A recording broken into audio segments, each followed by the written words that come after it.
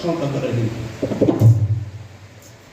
1,98,63,53,000 और 126 वर्ष जो अभी लगने वाले हैं, इतने में से लगभग 5,500 वर्ष निकाल दो। ये मैं अपने दोहरे से बात कह रहा। ऋषि दयानंद जी महाराज ने सत्यार्थ प्रकाश की भूमिका के अंदर ये वर्णन दिया है। वो क्या लिखते हैं? वो कहते हैं महाभारत के युद्ध से हजारों वर्ष पहले, हजारों, उसमें 2000 भी हो सकते हैं, 5 भी हो सकते हैं, 4 भी हो सकते हैं, 1000, 2000 जितना भी है, तो लगभग महाभारत को 5300 वर्ष पूरे होने को हैं। उसमें 2000 और जोड़ दो, इतने वर्ष निकाल दो, तब तक सारी धरती के ऊपर वेद के सिद्धांत को मानने वाले लोग, सब वेद के सिद्धांत। और यहां पर जातिवाद नहीं था। ये जो आज तक जातियां बनी हुई है ना, कितनी जातियां, हम लोगों से कहते हैं भाई कितनी जातियां हैं, नेता भी आएंगे, नेता भी आकर के भाषण देते हैं भाई इस गांव की 36 बिरादरी मेरे को वोट देना। हमने कहा श्रीमान जी बिरादरी 36 ही है क्या? अरे लोगों, जब बिरादरियों की चर्चा आप पढ़ोगे ना, अकेले महाराष्ट्र के अंदर 748 जातियां हैं, अकेले महाराष्ट्र प्रांत के अंदर है। और यहाँ तो जातियों में जाति। एक बार हम करनाल में जो है ना, बस अड्डे में खड़े थे, पीछे हैंडपंप का पानी पीने के लिए चले गए, तो एक व्यक्ति पानी पी रहा था, दूसरा उसके इंतजार में खड़ा था। अब वो नलके को, उसकी बोतल जो होती है ना, पानी निकले जहां को, उसने मांझ रहा, वो घनी देर होगी। तो जब उसको मारने लग रहा, साफ करने लग रहा, तो दूसरा आदमी प्यासा, हमने भी बस की इंतजार, हमने कहा भाई साहब पानी पी लो, थोड़ी देर आप भी पी लेंगे, आप जल्दी पी लो। बोला जी पानी तो पी लूंगा, पर इस नलके को पहले शुद्ध तो कर लूं, इसको साफ तो कर लूं मैं बोला इसका गोबर लग रहा है, कैसे साफ कर रहा है, क्या गड़बड़ हो इसके? बोला जी आपने नहीं पता, अभी मेरे से पहले मेरे गांव पे हरिजन का लड़का पानी पी गया इस पे। मैंने कहा तो कौन सा बम फिट कर गया भाई, पानी पी गया तो कौन सा एटम बम डाल दिया इसमें? बोला नहीं जी आप नहीं समझे, वो चमड़े का काम करता है, चर्मकार है, इसलिए लड़का खराब कर गया। देखो जातिवाद का जहर। मैं बोला जी चमड़े का काम करने वाला हाथ साफ करके आया होगा, साबुन से धो के आया होगा, कौन सा चमड़े की इसके अंदर बदबू रह गई आंखों में, वो इसमें पानी पी गया, मगर चमड़े से इतनी गिरना। बोले हाँ। मैं कहने लगा इस नलके के अंदर हैंडपंप में जो वायल पड़ी है ना, वो चमड़े की है, वो अंदर चमड़े की पड़ी हुई है, उसका क्या करेगा तू? बोला जी वो तो सरकारी है, सरकारी। मगर सरकार से इतना टिट्टी खुआ दो, मगर सरकार से गोबर खुआ दो, कुछ भी खुआ दो। जाति मां इतनी देर में एक और राजा, वो भी तिलक लगाए हुए था, जो पानी पीने वाला था, दूसरा भी तिलक लगाए हुआ था, दोनों के मिल गए विचार से। बोला भाई साहब कौन हो आप? बोला पंडित। ब्राह्मण हो भाई? बोला कौन सा पंडित? बोला गौड़ है। बोला कौन सा गौड़? वो बोला मैं पंडित हूँ गौड़। बोला कौन सा गौड़? हमने कहा भाई गौड़ में भी गौड़। इतनी जातियां इतनी है भगवान, इस जातिवाद ने इस हिंदू समाज का सत्यानाश कर दिया रे लोगों। आज कोई अपने को बड़ा समझता है, कोई छोटा समझता है, कोई किसी को हीन समझता है, कोई किसी को दीन समझता है, कोई किसी को बहुत ऊंचा मानता है। ये जो जब से समाज के अंदर बातें चली है ना, तब से बेड़ा गर्क हुआ है। लेकिन वेद क्या कहता है? वेद की यदि परिभाषा आप समझोगे तो वेद क्या कहता है? वेद कहता है मनुर्भव, केवल जितने हम संसार के अंदर हैं, सारे के सारे क्या हैं? हम क्या है? मनुष्य। भगवान ने हमारे को मनुष्य पैदा किया। भाई अगर जातियों का अलग अलग सिस्टम होता, मैं जाट हूं, मैं ब्राह्मण हूं, मैं गुज्जर हूं, मैं अहीर हूं, मैं राजपूत हूं, मैं बढ़िया हूं, मैं फला हूं, ये ढेमका हूं, मैं वो हूं, तो परमात्मा ने इनके पैदा होने का सिस्टम भी अलग अलग बनाना था। हम सब जैसे संसार के अंदर जितनी जातियां हैं सब मां के पेट से एक ही तरीके से पैदा होते हैं। अगर जाति का कोई हिसाब होता तो वह जिनको हम न्यू कहते हैं भाई ये तो नीच हैं, ये पैर के अंगूठे से पैदा होने चाहिए थे। जिनको हम शूद्र कहते हैं वो घुटनों से पैदा होने चाहिए थे। जिनको हम क्षत्रिय मानते हैं वो कहीं पेट के अंदर से या नाभि से पैदा होने चाहिए थे। और जो अपने आप को ब्राह्मण मानते हैं वो सिर की चोटी में से निकलने चाहिए थे। अलग अलग रास्ता बनाना था ना भगवान ने। इसलिए कोई परमात्मा की अलग अलग व्यवस्था नहीं है। और वाले हिंदू कौम जातिवाद में फंस करके तेरा बनता धार हो गया, सारा मामला खत्म हो गया। देखो सारी दुनिया तो जो कहती है कि भाई ये बनाओ वो बनाओ, कोई कहता है हिंदू बनाओ, कोई कहता है कि भाई मुसलमान बनाओ, कोई कहता है ईसाई बनाओ, कोई कहता है सिख बनाओ, कोई यहूदी, कोई राधा स्वामी, कोई धनधन सतगुरु, पता नहीं कितने झाड़ झंखाड़ धरती पे पैदा कर दिए हैं ये सब। और वेद क्या कहता है? वेद कहता है मनुष्य बन जाओ भाई। जब तक मनुष्य नहीं बनोगे तब तक तुम्हें धरती का जीना ही नहीं आएगा। यदि संसार के अंदर जीने की कला कोई जानता है तो केवल मनुष्य जानता है। मनुष्य बन करके सीखेगा, नहीं तो जीना नहीं आता, खाना नहीं आता, पहनना नहीं आता, कुछ भी उठपटांग खा ले, कुछ भी पहन ले, ये मनुष्यों का काम तो नहीं है ना। इसलिए कवि पंडित नरदेव जी ने गीत लिखा था, बीच में फिट हो गया, सुनो।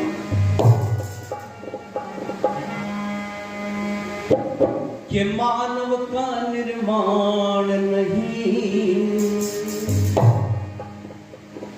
तब तक कुछ उत्थान नहीं। एक एक शब्द बड़े ध्यान से सुनो। बेशक आप थोड़ी संख्या बैठे हैं, लेकिन आप ये बात सुन के और 20 जगह बताओगे तो होगी 1000 की संख्या। जी प्रधान जी होगी ना। आप 10-10 में बताओगे ये बात तो 1000 के दौर तक पहुंच गई ये बात। इसलिए आप ध्यान से सुन लो और इनको याद कर लो, औरों को बताइए। हो गया आर्य समाज का प्रचार कि मानव का निर्माण नहीं तब तक कुछ उत्थान नहीं। जिसके बनने से सब बनते उसका बिल्कुल ध्यान नहीं। मानव का निर्माण नहीं जिसके बनने से सब बनते उसका बिल्कुल ध्यान नहीं। मानव का निर्माण नहीं जिसके बनने से सब बनते उसका बिल्कुल ध्यान नहीं। मानव का निर्माण नहीं। लोग यूं कहते आदमी बहुत आगे पहुंच गया, बहुत कुछ बना दिया आदमी ने। तो हमने कहा क्या क्या बनाया? बोला जी कमी कुछ नहीं छोड़ रखी है। क्या क्या कर दिया इस आदमी ने? सूर्य चंद्र की दूरी नापी वहां रॉकेट पठाए हैं। सूर्य चंद्र की दूरी नापी वहां रॉकेट पठाए हैं। चंद्र पास भी पहुंच गए कुछ मिट्टी लेकर आए हैं। चंद्र पास भी पहुंच गए कुछ मिट्टी लेकर आए हैं। कितना ऊंचा काम किया दुनिया भर में नाम किया। इतना ऊंचा काम किया दुनिया भर में नाम किया। कभी कोई ना मरने पाए इसका भी इंतजाम किया। पर मानव का निर्माण नहीं तब तक कुछ उत्थान नहीं। जिसके बनने से सब बनते उसका बिल्कुल ध्यान नहीं। मानव का निर्माण नहीं तब तक कुछ उत्थान नहीं। जिसके बनने से सब बनते उसका बिल्कुल ध्यान नहीं। मानव का निर्माण नहीं। आदमी जो है सूर्य की दूरी बता दी भाई, कितनी दूर है सूरज? चंद्रमा पर तो पहुंच भी गए। अभी अपने हरियाणा की बेटी सुनीता विलियम्स कितने दिन अंतरिक्ष में रह करके आई? लगभग 9 महीने। केवल 9 दिन का कार्य था अंतरिक्ष में जाना और वापिस आना, लेकिन उसमें कोई खराबी आई और वो जो है ना 9 महीने अंतरिक्ष में रही।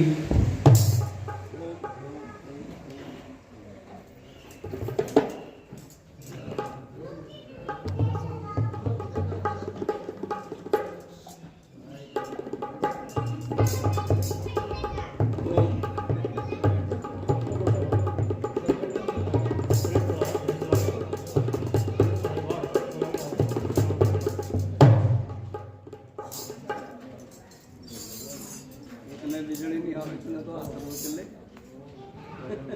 आराम हो जाता।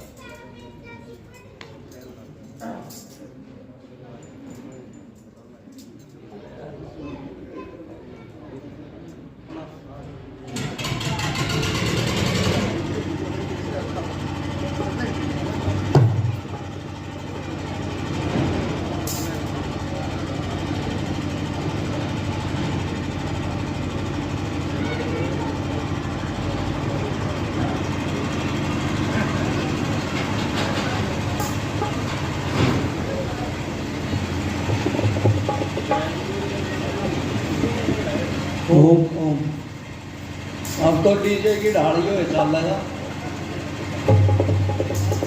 बहुत नजदीक रख दिया, इसको थोड़ा दूर रखवाओ अगली सभा में, इतना नजदीक नहीं भाई,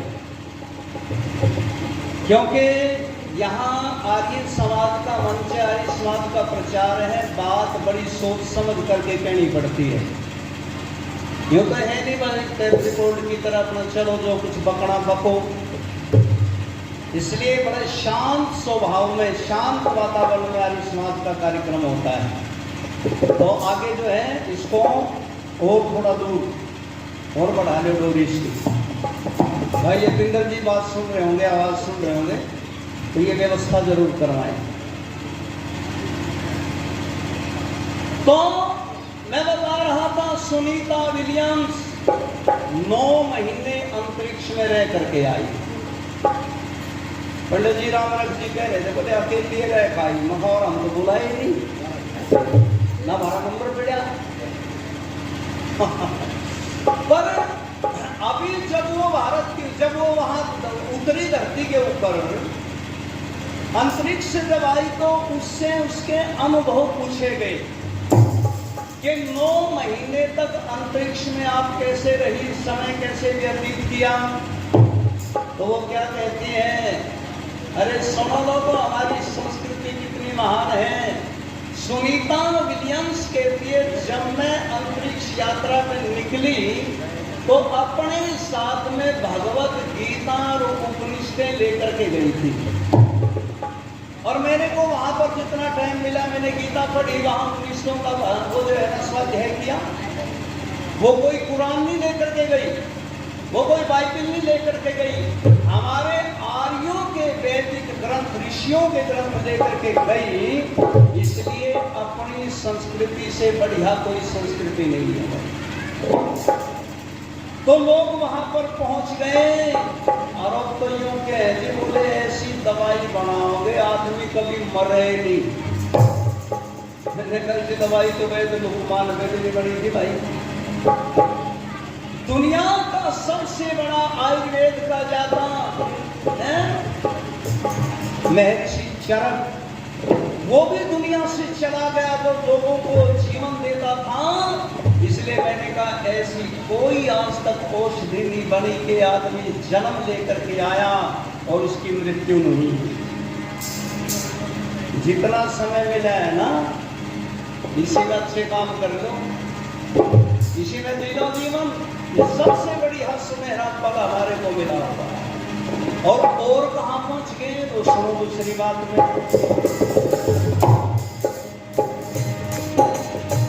पक्षी जैसे नभ में उड़ता बैठे यान हवाई में, पक्षी जैसे नभ में उड़ता बैठे साथ हवाई,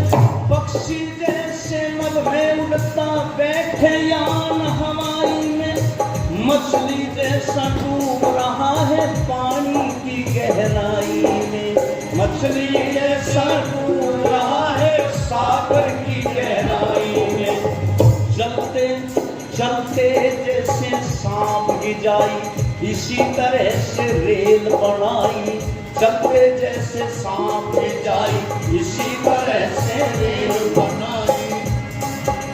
नल बिजली टेलीफोनों से घर घर में सुविधा पहुंचाई, पर मानव का निर्माण नहीं, तब तक कुछ था नहीं, जिसके बनने से सब बनते उसका बिल्कुल ध्यान नहीं, मानव का निर्माण नहीं, तब तक कुछ था नहीं, जिसके बनने से सब बनते उसका बिल्कुल ध्यान नहीं, मानव का निर्माण नहीं।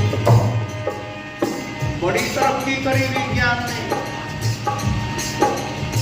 बहुत बड़ी बड़ी चीजें समुद्र में। कभी बंबई जाओगे ना, बंबई कभी जाओ या गए होंगे, तो बंबई का जो हवाई अड्डा है बिल्कुल समुद्र के बीच में, क्या मेरे समझ गए आपको, बिल्कुल समुद्र के बीच में बना रखा है, और कई किलोमीटर की सड़क, बसें जाती हैं, वहां से गाड़ियां जाती हैं, ट्रेन जाती है, कारें जाती हैं, बिल्कुल समुद्र में कई किलोमीटर का रास्ता बना दिया।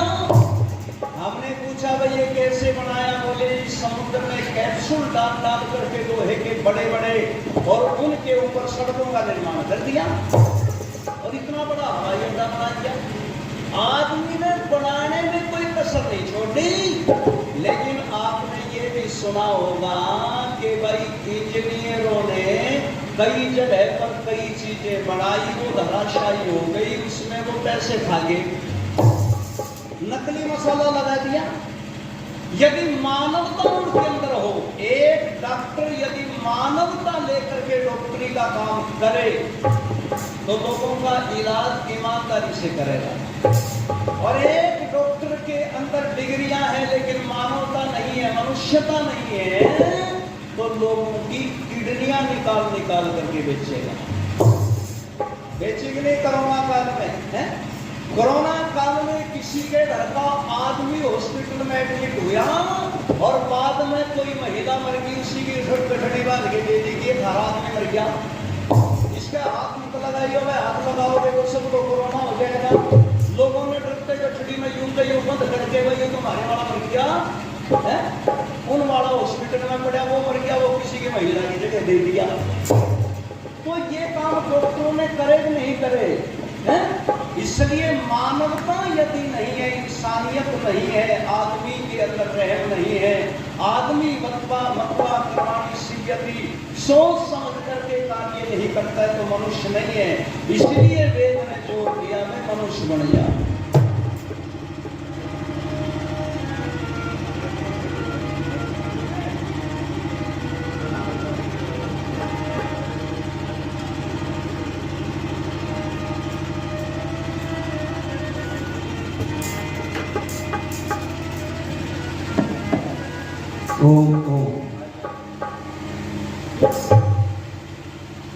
ये काम भी मेरे प्रोग्राम में हुए, कभी बिजली भाग जा कभी आ जा। अपने हरियाणा में कहावत है ना, कहानी के ब्याह में 100 जोखिम, जिनका पति पार नहीं है। पन्नू बोल रही थी, भाई अंग्रेज जी बोल रहे थे, ये पता नहीं पता रहेंगे बिजली के साथ है, चलो कोई बात नहीं। तो आदमी ने कितने बड़े बड़े काम किए हैं, लेकिन उन कामों के अंदर कहीं ना कहीं डिफेक्ट भी मिलेगा, तो बेईमाना भी मिलेगा। और क्या कर दिया, तीसरी बात में खाई खंडक भर डाले और गिरी भी फोड़ बनाए हैं, खाई खंडक भर डाले और गिरी भी फोड़ बनाए हैं।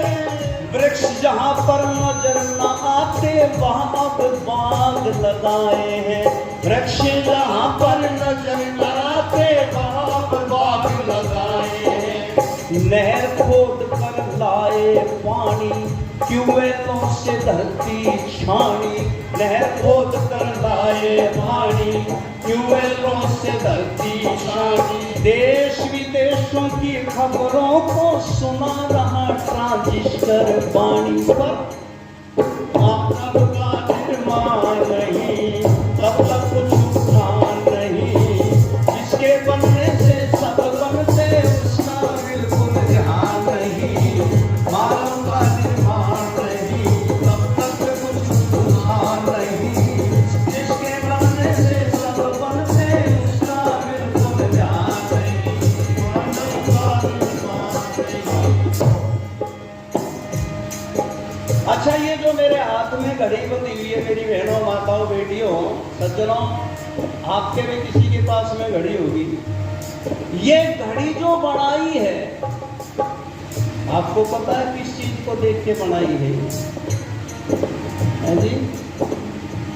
कमाल तो किया वैज्ञानिकों ने भी, कसर तो नहीं छोड़ी। लेकिन इस घड़ी में भी अंतर डाल दिया नहीं। एक घड़ी आपको 1 करोड़ की मिलेगी, एक घड़ी आपको 1 लाख रुपए की मिलेगी, एक घड़ी आपको 500 रुपए की मिलेगी, और दिल्ली में जाओ तो सड़क के किनारे 100 रुपए की भी मिल जाएगी। है तो घड़ी, टाइम ही तो देती है 1 करोड़ वाली भी, और उसमें कौन सा भैंस ब्याह है, बस झोटी बन रही है उसमें, ऐसा तो कुछ भी नहीं है तो घड़ी, लेकिन उसमें अंतर, उसमें भेद। और भेद क्या है? बस मनी का, पैसे का। थोड़ी सी चीज क्वालिटी बढ़िया लगा ली, पैसा ज्यादा, थोड़ी क्वालिटी मध्यम रखी, पैसा कम, इसलिए एक दाम नहीं है। लेकिन किसको देख के बनाई है ये समझो। दिल की धड़कन के द्वारा क्या सुंदर घड़ी बनाई है, दिल की धड़कन के द्वारा ये सुंदर घड़ी बनाई है। आविष्कार किया पहिए का, जग में धूम मचाई है। आविष्कार किया पहिए का, जग में धूम मचाई है। तांगा, cycle, motor, car, trolley, tractor की भरमार। टांगा, cycle, motor, car, trolley, tractor की भरमार। जगह जगह खुल रही फैक्ट्री, होते हैं इंजन तैयार।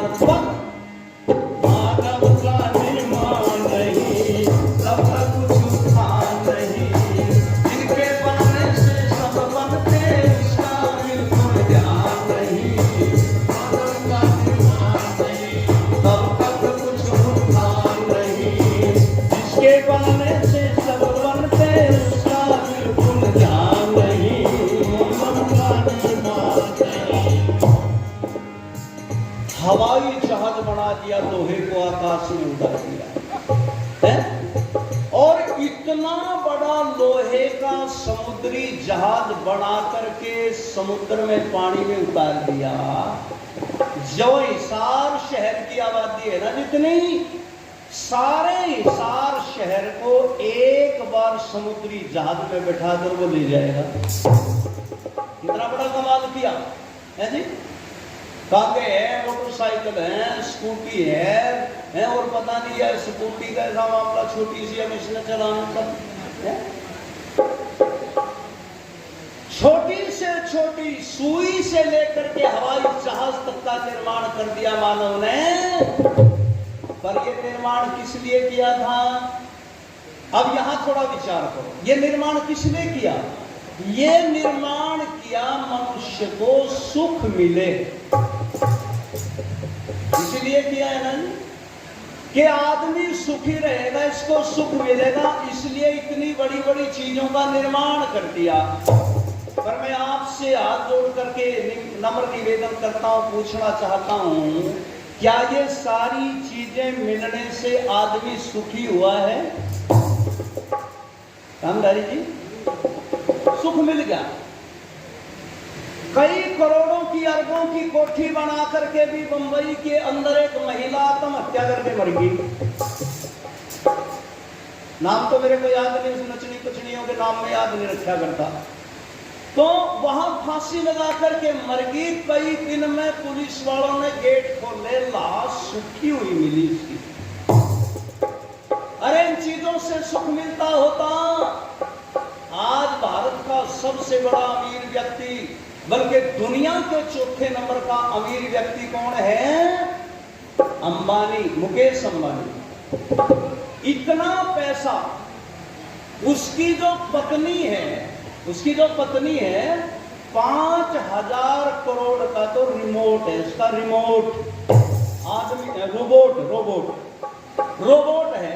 और वो बस हाथ में वो लेकर वो दबाओगी बटन, वो पानी लेकर आवे, वो रोटी लेकर आवे, वो जो चीज मंगावे वो लेकर आवे, बर्तन धोए, कपड़े बिछावे, बेड ने सजावे, सारे काम करे।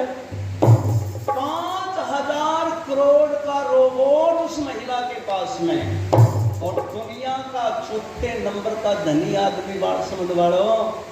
लेकिन मुकेश अंबानी रोज लगभग 3500 रुपए की दवाई खाता है। इतनी बीमारियां उसके शरीर के अंदर, 3500 रुपए की दवाई खाता है डेली। और अमिताभ बच्चन जो आजकल के नौजवान लड़के और लड़कियों का आइडियल है, अपना हीरो मानते, पता नहीं क्या मानते हैं, 2700 रुपए की दवाई रोज खानी पड़ती है जब उसका जीवन चल रहा है। और एक व्यक्ति तो यहाँ आस पड़ोस का ही है, मैं गांव का नाम नहीं लूंगा, नाम ना व्यक्ति का नाम बताऊंगा। भाई कलकत्ता में रहते हैं, हम उनके वहां पर गए, 2 बार जा लिए। बड़े सज्जन व्यक्ति, बहुत अच्छे व्यक्ति हैं, बड़े ईमानदार हैं, दानी हैं। लेकिन जब उन्होंने हमें बुलाया तो एक बराबर के मकान में ले गए, बोले भाई साहब रामनिवास जी, आज तो इस कलकत्ता शहर के बहुत बड़े सेठ के यहाँ खाना है आपका। मैं भी था, और भी कई विद्वान थे, पुष्पा शास्त्री जी थे, हम थे वहां पर। तो जब हम खाना खाने के लिए बैठे, अचंभा मानोगे, इतने आइटम मेज पे सजा दिए। मेरे ख्याल में 60 ढाल की तो सब्जी थी, और मिठाई पता नहीं कितने प्रकार की, और पता नहीं क्या क्या, रोटी भी 6-7 ढाल की।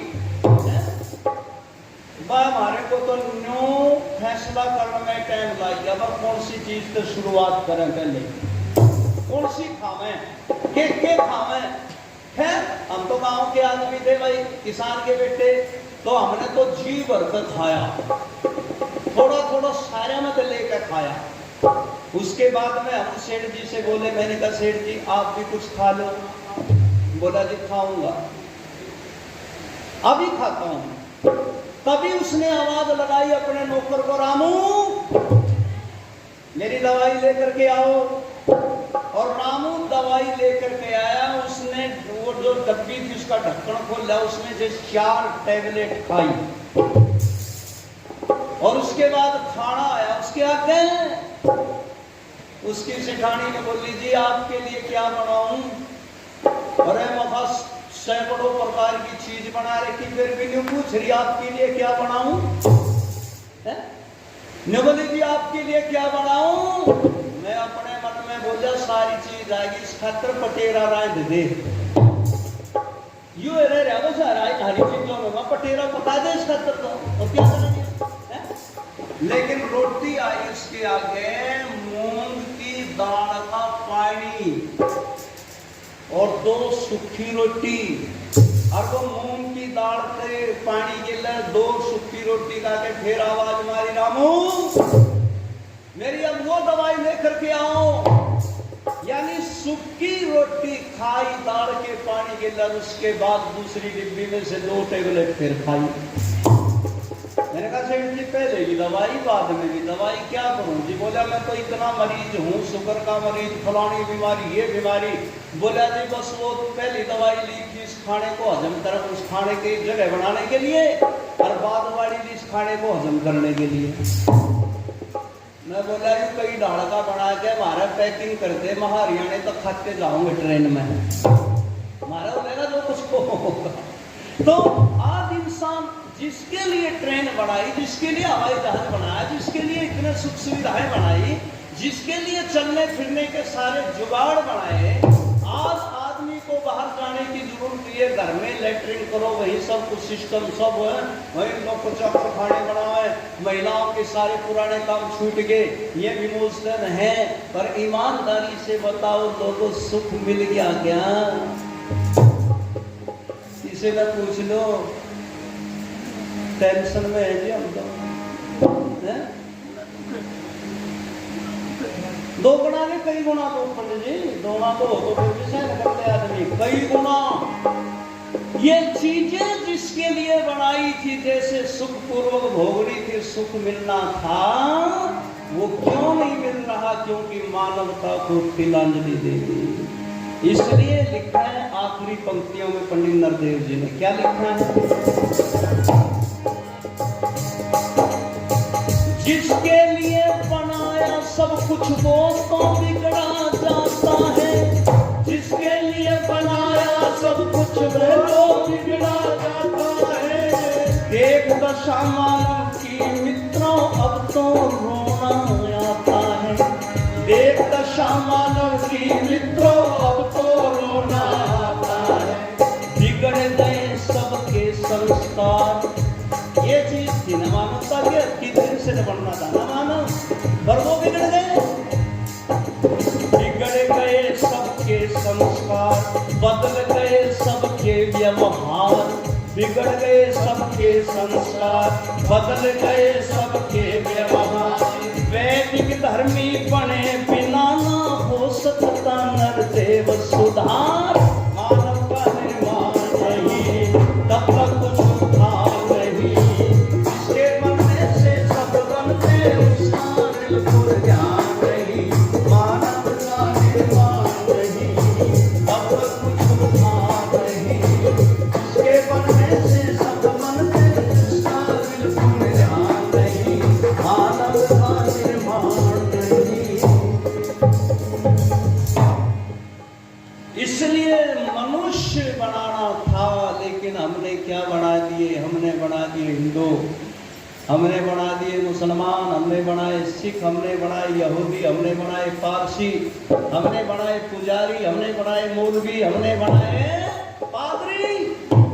अरे यहाँ पर बनाना था इंसान, मानवता का पाठ दुनिया को सीख पढ़ाना था, लेकिन वो मिलता वैदिक धर्मी बनकर के।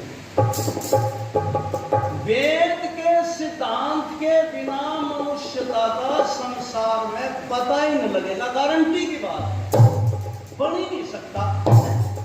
यदि वेद के बिना, देखो यदि वेद के बिना मनुष्य बढ़ते, वेद की पुस्तक, वेद के ग्रंथ बिना हम तो बाद में पी लेते अपनी, और हम इनमें पीवे भी नहीं। पहले हम जो है ना पित्तल के कांसी के बर्तनों में पिया खाया करते, उनका असर था।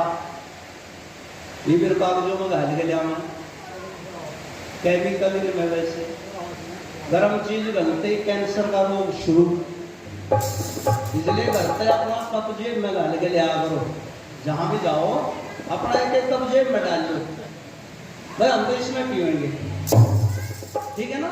ये बीमारी, और कमाल की बात एक और होगी, मैंने आज यहाँ भी देखा और वहां और जगह भी देखे, ब्याह बारात शादियों में तो घना गुंडा हाल। अब देखा खाना यूं कहे करीब भी बोलते हैं, खाने को अन्न नहीं मिल रहा लोगों को, 30 करोड़ जनता भूखे पेट सो जाती है। मैंने कहा भाई साहब, जितना शादियों में खाना बर्बाद होता है, यदि आदमी जो खाना खाता है, जिसके पास खाने के लिए ज्यादा है, वो सही ढंग से खावर बचावे, तो इस धरती पे कोई एक आदमी भी भूखा नहीं रह सकता। आज हम अंदर गए भोजन करने के लिए, तो छोटा सा बच्चा वो डोंगे उठा रहा हो गए, आधे आधे छोड़ रखे लोगों ने, इतना लिया क्यों था भाई? यदि खाने की हिम्मत नहीं है तो थोड़ा थोड़ा ले लेते जितना खाना था, है? पढ़ी लिखी देखे, पढ़ी लिखी खाना खा के आधा छोड़ी की प्लेट में। आज इस धरती को अनपढ़ लोगों से खतरा नहीं है जितना पढ़े लिखे लोगों से खतरा है, और पढ़े लिखों में भी पढ़े लिखे बेवकूफों से, है? अपने को बड़ा इंटेलिजेंट मानते हैं, मैं इतना पढ़ लिया जी, मैंने तो ये कर ली, मैंने ये डिग्री प्राप्त कर ली, लेकिन वो डिग्री धारी देखा हमने आपने शादियों में खाना खाने का कोई पता नहीं। प्लेट उठा के भाग लिए, पहले खाया ठंडा, फिर खाया गरम, फिर पी चाय और फिर खाई आइसक्रीम। सारा वो ठंडा गरम सारा खा के गर्मा गरम, ऊपर से आइसक्रीम और बोलने जी गोलगप्पे तो रह गए। हमारी माताएं बहने पर चाउमीन पे टूट पड़ी, बच्चे भी ये तो नहीं खाती, खैर ये तो अच्छे घरों में बैठी गई। चाउमीन गोलगप्पे, यही नहीं पता कि अब खाना कौन सी चीज है। असल में तो शादी में खाने का कुछ होता ही नहीं। हमको ब्याह शादी में जाओ है ना, जब हम तो यूं देखे रहे वो फलों वाला वो कहां से लग रही स्टाल बन, सलाद कहाँ मिलेगा, और वहीं लगे तो भाई कलाबन मिल केक सा देखने बढ़िया सा हो तो उसे खा जाए। और नहीं तो शादी में खाने का कुछ नहीं है, बीमार होता है ब्याह शादी के खाने का, और पैसा ज्यादा लगाना है। पहले पैसा कम लगता था, खाना बढ़िया मिलता था। अरे मिठाई क्या बनती थी यार, ये जी दो ही मिठाई बनती थी, जलेबी और लड्डू। कितनी स्वाद ला क्या करती, धरती में बैठ कर खाया करते हैं। और जब बारात गांव की चौपाल में जाके रुक गई थी तो बाट देखे दे रहे वो लिफाफे में मोटे मोटे लड्डू, वो लंबी लंबी नमकीन कब सी आएगी। और वो लड़की वाले अगर एक एक दे के वापिस चले गए ना, कई तो आंख लाल बैठा करते रहे, बोले कि नाश होता है, एक एक और कुछ तड़ा दे जाने को। इतना बड़ी खाने पीने के सामान वो तो खैर मैं रात को बताऊंगा या कल दिन का बताऊंगा। अब तो जो मैंने आपके सामने शुरुआत की है, इंसान बन जाओ, मानव बन जाओ, उसके बाद कोई किसी प्रकार की कमी नहीं रहेगी। यदि आदमी गरीब भी रहेगा, पैसा उसके पास नहीं होगा, पर उसके अंदर संतोष बहुत ज्यादा मिलेगा। और जहां संतोष वहीं सुख।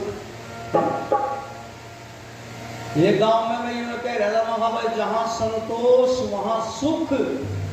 एक आदमी खड़ा होकर ने बोले जी हमारे मोहल्ले में तो 5 आ रही। वहां कौन बोले, बहू मारे, उनके नाम संतोष हैं। अरे मैंने कहा संतोष नहीं, जो आत्मा को सुख देने वाला संतोष है, जिसमें 3 प्रकार के दुख दूर हो जाते, आदि भौतिक, आध्यात्मिक और आदि दैविक। ये तीनों प्रकार के कष्ट उसको दुखी नहीं कर पाएंगे, इसलिए वो संतोष व्यक्ति को होना चाहिए। और ये कब होगा? ये जब होगा जब वेद के सिद्धांत के अनुसार जीवन बनाएंगे। इसलिए कह रहा था, वेद अनुकूल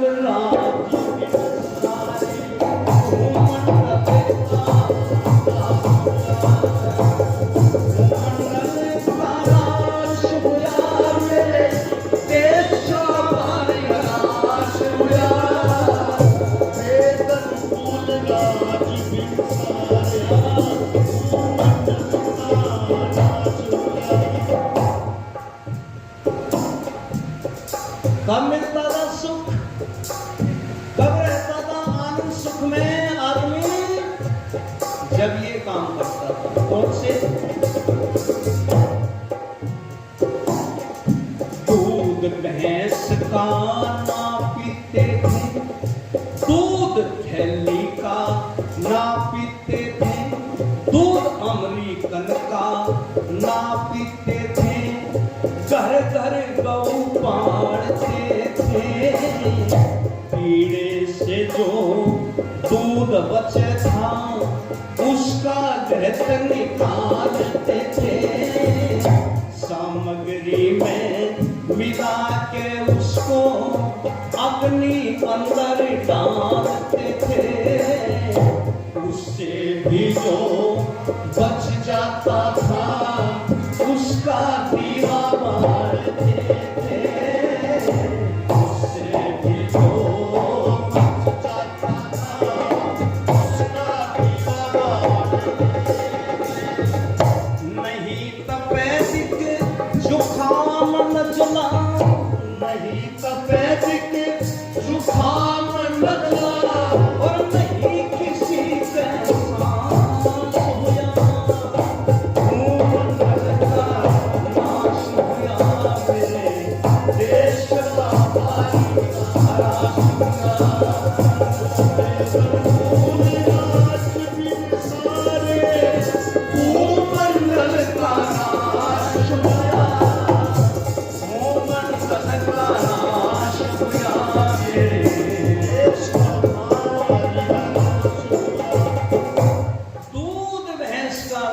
पीते थे, घर घर गऊ पालते थे। और गाय भी कैसी थी? वो गाय थी कृष्ण जी महाराज के जमाने में तो जब पढ़ करके देखते हैं कितनी गऊ थी कृष्ण जी महाराज के जमाने में? 96 करोड़ गाय होती थी, 96 करोड़। और जनसंख्या कितनी थी जी? जनसंख्या थी हमारे भारत की, पूरे राष्ट्र की। भारत में केवल यही भारत नहीं था जो बांग्लादेश के सीमा पर तार लग रहे, पाकिस्तान की सीमा पर तार लग रहे, इसके बीच का ये नहीं था।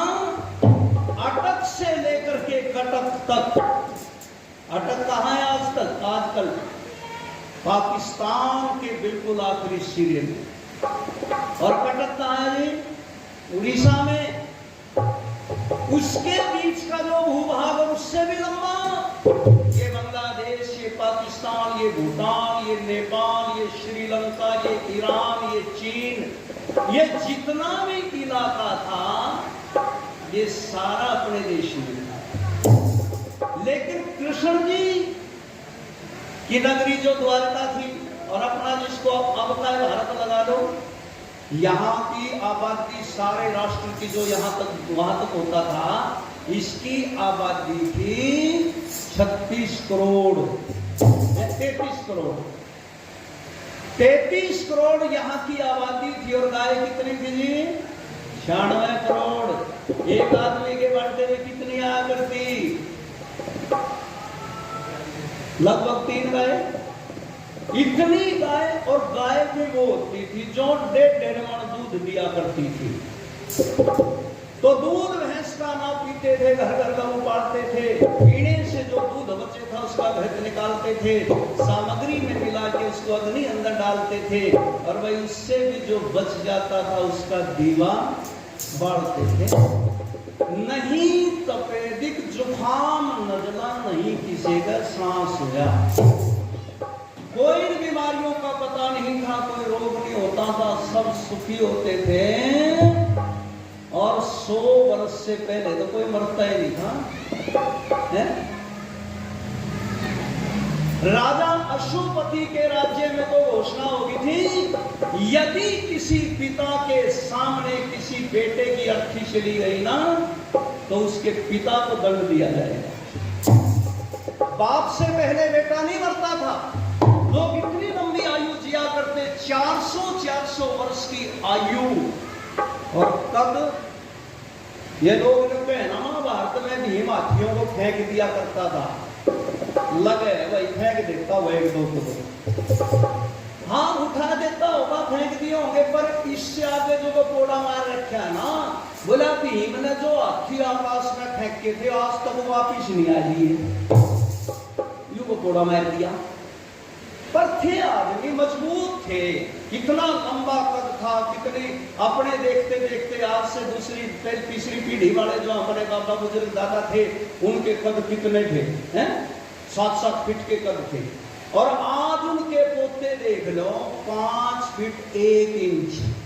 और अब पूछिए बिहार बंगाल में तो वो जाने लगे, इनके तो 3.5 फीट, उस तो ऊपर बढ़ते नहीं होते।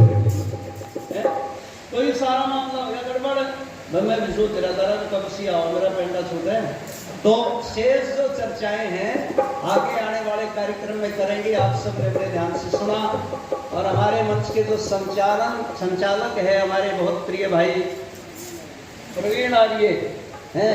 देखो पहले यतीन्द्र जी यूं कहा करते जी कोई बोलना नहीं सीखता, लेकिन अब उनके पास में इतनी बढ़िया टीम होगी है नौजवानों की, एक से एक बढ़िया मंच संचालक, कार्यकर्ताओं की टीम, उन बुजुर्गों की आत्माएं जहां होंगी, बड़ा जो है ना उनको सुख मिल रहा होगा। और यदि उनको किसी जन्म की कोई बात भाई कोई आती होगी तो यूं कुछ कहते होंगे भाई हमारी जो बालसमन गांव में जो हम पौधा लगा के आए थे वो पौधा फल फूल रहा है? कितनी बढ़िया बात। पहले तो हमने कच्चे में प्रोग्राम करने पड़ते थे, वहां बैठे थे, अब ये सेट भी बनवा दिया आप लोगों ने जो है ना, कितना बढ़िया। बारिश आओ, आंधी आओ, मी आओ, कुछ भी आओ, तो सारा काम बहुत बढ़िया है। बस कमी है तो ये तरक्की तो होगी, पर सुनने वालों की देखो। अब तो खैर दिन की सब है, दिन में तो कमी आ गए, तो कल और परसों बड़ी अच्छी संख्या भी होगी, रात को भी आएंगे लोग बाग, मुझे आशा है, क्योंकि मुझे पता है गाड़समंद में लोग बड़े अच्छे ढंग से सुनते हैं। तो प्रयास करना कि रात्रि की सभा में आप अधिक से अधिक श्रोता यहाँ पर लेकर के आए, ताकि मैंने तो बड़ी बड़ाई कर रखी है, ये भाई सुमित बैठा ना गिरस, मैंने बहुत बड़ाई कर रखी। मैंने कहा भाई संख्या तो यूपी में भी होती है जलसों में, पर हमारे हरियाणा जैसी नहीं होती। और मैं कहा भाई ये गाड़समंद में दिखाऊंगा तो नहीं कितनी भीड़ होगी, कितनी जनसंख्या होगी। तो इसलिए ये जाकर के उत्तर प्रदेश में हमारी प्रशंसा करें इस गांव की, तब तो कोई बात है। तो इसलिए अधिक से अधिक संख्या में यहाँ जाने का प्रयास करें। आप सबने बड़े ध्यान से सुना, सभी को बहुत बहुत धन्यवाद। अब भाई प्रवीण जी जैसा कार्यक्रम उसकी घोषणा करेंगे। धन्यवाद। इत्योम शम। मास्य पंडित रामनिवास बिहारी का बहुत बहुत धन्यवाद, जिन्होंने बहुत ही सुंदर भजनों द्वारा हमें कृतार्थ किया। पंडित रामनिवास बिहारी का बहुत बहुत धन्यवाद। अब शांति पाठ करते हैं, यहीं पे सभा समाप्त होती है।